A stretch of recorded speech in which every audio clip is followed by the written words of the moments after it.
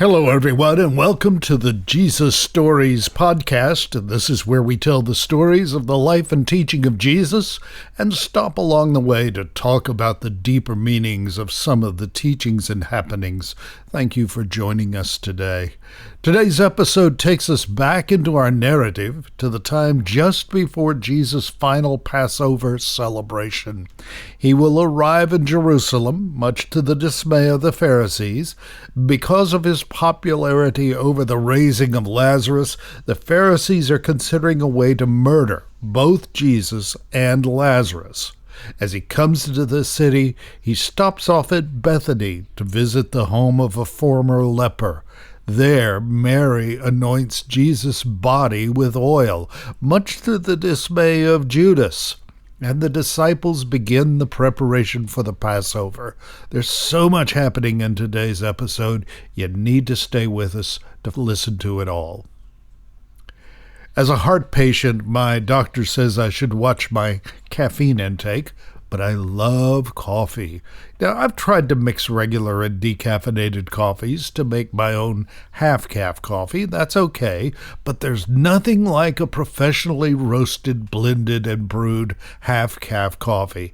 And that is what I've found in Savorista coffees. Through a natural process, their coffee beans are decaffeinated, roasted, and then shipped to your doorstep, either ground or whole. And they are fantastic. Besides the half-calf blends, Savorista also roasts fully decaffeinated coffees that are just as good.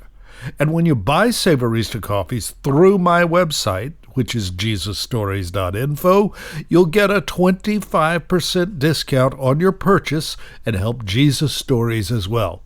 So go to jesusstories.info, click or tap on Support This Podcast in the menu to find the link for Savorista Coffee. All the flavor, none of the panic. Tell me the story of Jesus. Write on my heart every word.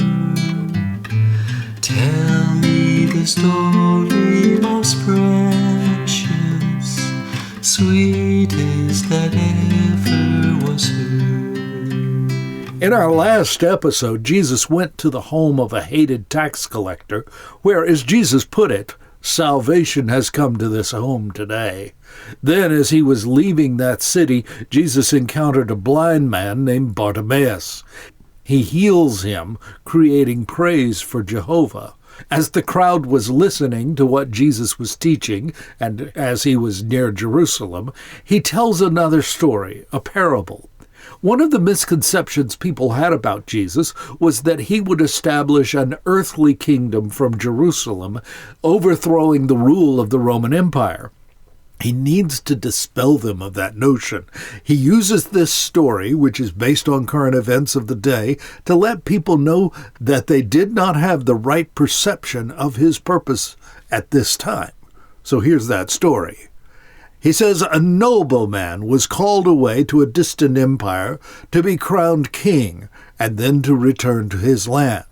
Before he left, he called 10 of his servants together and gave them the equivalent of about 3 months' wages. He told them, "Invest this for me while I'm gone." But there was a group of people who did not want this nobleman to be their king, so they followed him to appeal to the ruler over all the land not to appoint this nobleman. Now, this event is similar to what has recently occurred in their own country. Herod the Great has passed away. His son Archelaus went to Rome to be appointed king over Judea. And yes, there was a delegation which followed him to visit the Roman emperor and asked that Archelaus not be appointed king. They didn't succeed in their request, by the way. So this story would have sounded familiar to his listeners. So let's go back to the story. So the nobleman is crowned king. He returns to his land, calls in his servants who had received money from him. He wanted to find out how much profit he had made. The first servant reports to him, "Master, I invested your money and made 10 times the original amount." This pleases the new king. He makes his servant governor of 10 cities for his reward. The next servant reports in, Master, I invested your money and made 5 times the original amount. This too pleases the king. The servant is given governorship over 5 cities. A third servant gives his report, and it's not a very good report. Master, I hid your money and kept it safe. I was afraid because you are a hard man to deal with, taking what isn't yours and harvesting crops you didn't plant. This upsets the king tremendously. You wicked servant, your own words condemn you. If you knew that I'm a hard man who takes what isn't mine and harvests crops I didn't plant, why didn't you deposit my money in the bank? At least I would have gotten some interest on it. Then the king turns to his other servants and orders that this money be given to the one who has earned the most return on his money. Some object, but master, he already has a large amount. The king replies, yeah, but those who use well what they are given, even more will be given. But from those who do nothing, even what little they have will be taken away. And then he adds, as for those who don't want me to be king, bring them here and execute them right in front of me. We're about a week away from the Passover celebration. Remember, this is a major festival for the Jewish people as they remember their ancestors being saved from slavery in Egypt. So, many come up to Jerusalem before the time of the celebration for a ceremonial cleansing. They are looking for Jesus. In fact, they're asking each other, what do you think? He won't come to Passover, will he? The leading priests and Pharisees have a different agenda. They ordered that anyone who saw Jesus must report it so that he could be arrested. 6 days before Passover, Jesus comes to Bethany, to Simon, the former leper's home. Martha served a dinner for him. Both Lazarus and Mary are there, and of course, Simon is there too. Mary took a jar of expensive perfume made from nard to anoint Jesus.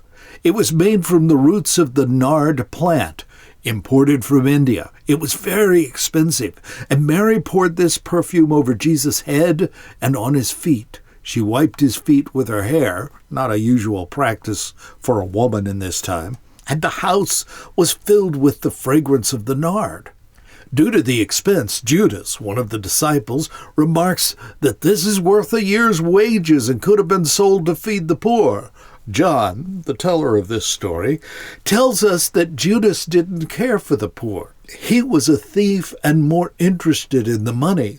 As the treasurer for the disciples, he would help himself to some of the funds. Jesus counters, "Leave her alone. She did this in preparation for my burial. You will always have the poor among you, but you will not always have me."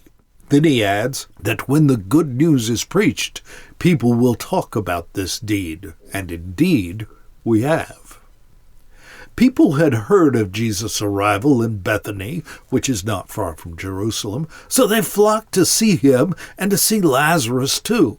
The leading priests decided that they must also kill Lazarus, since it was Lazarus' resurrection that caused many to believe in and follow Jesus, deserting the Jewish faith and these leaders. Now, Jesus is ready to enter Jerusalem. The crowd who had come for the Passover heard that Jesus was on his way, so they take palm branches and go out to meet him, shouting, "Praise God! Blessings on the one who comes in the name of the Lord! Hail to the King of Israel!" And as Jesus comes to Bethpage and Bethany, towns on the Mount of Olives, he sends 2 disciples ahead of him with instructions to get a young donkey that no one has ever ridden. They're to bring the donkey to him. If someone questions their taking the donkey, they're simply to say the Lord needs it.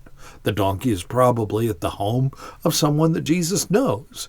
Matthew reminds us when he tells us this story that it is a fulfillment of a prophecy by Zechariah. Tell the people of Jerusalem, "Look, your king is coming to you. He is humble, riding on a donkey, riding on a donkey's colt." John, in his narrative, says that even though the disciples were watching this prophecy being fulfilled before their very eyes, they didn't understand until after Jesus was glorified. We'll talk about what that means later in a future episode. The disciples find the donkey just as Jesus had told them, and they were questioned and allowed to take the donkey when they replied as Jesus had instructed them. They bring the donkey to Jesus, putting garments on it for him to sit upon.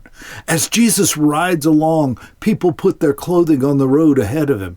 As they started down the Mount of Olives, his followers began shouting and singing and praising Jehovah God for the miracles they had witnessed. They sang, "Blessed is the King who comes in the name of the Lord, peace in heaven and glory in the highest." This outcry prompts some of the Pharisees in the crowd to ask Jesus to rebuke his followers, but Jesus tells them that if they were quiet, the stones along the road would break out into praise. As he approaches Jerusalem, upon seeing the city, Jesus begins to weep. He laments, "How I wish today that you, of all people, would understand the way to peace. But now it is too late, and peace is hidden from your eyes." He goes on to describe what will happen in the future to this great city which he loves. He says that Jerusalem's enemies will lay siege to the city. They will crush the city to the ground, not leaving a single stone in place, because, he says, you did not recognize it when God visited you. Indeed, about 30 years later, the Roman army invaded Israel, laid siege to the city of Jerusalem, and destroyed it and the temple, just as predicted by Jesus. Jesus arrives in Jerusalem. The city is in an uproar, asking the question, "Who is this?" The crowds respond with the affirmation that this is Jesus, the prophet from Nazareth in Galilee. Some of this crowd had seen the resurrection of Lazarus and were telling others about this miracle, and for this reason the crowd swarmed out to see Jesus. This upsets the Pharisees. "There's nothing we can do," they said. "Look, everyone has gone after him." Jesus goes up to the temple. He looks around at everything, but it's late in the afternoon, so he returns to Bethany with the apostles to spend the night. And with the end of the day for Jesus and his apostles, we'll end our story there. We'll look ahead to the next episode in just a moment. This podcast is listener-supported, meaning that it is your financial and prayerful contributions which pay the bills, and podcasting is not free. They pay the bills and support and encourage us to continue. If you're not helping us out, would you pray about doing that today? You can find out more by visiting my website, jesusstories.info. Tap or click on Support This Podcast in the menu. You'll find out how to make direct donations to us, both once and ongoing. And there are also links to GT photos for decorating your home or offices with image of Jehovah God's creation. You'll find links also to Savorista Coffee for great tasting decaffeinated and half caffeine blends of coffee. And you'll see some Jesus Story swag. And yes, I do drink Savorista Coffee from a Jesus Story mug. It just tastes better that way. All this is at jesusstories.info. Tap or click on Support This Podcast in the menu to help us out. And I thank you for doing so. Next time, I want to talk a little more about that dinner party which was given in Jesus' honor. There are events there, and participating and non-participating characters whom I think we can learn from. Won't you join me then for an interesting look at a party? See you next time at Jesus Stories. God bless you. Tell me the story of Jesus. Write on my heart every word. Tell me the story most precious, sweet.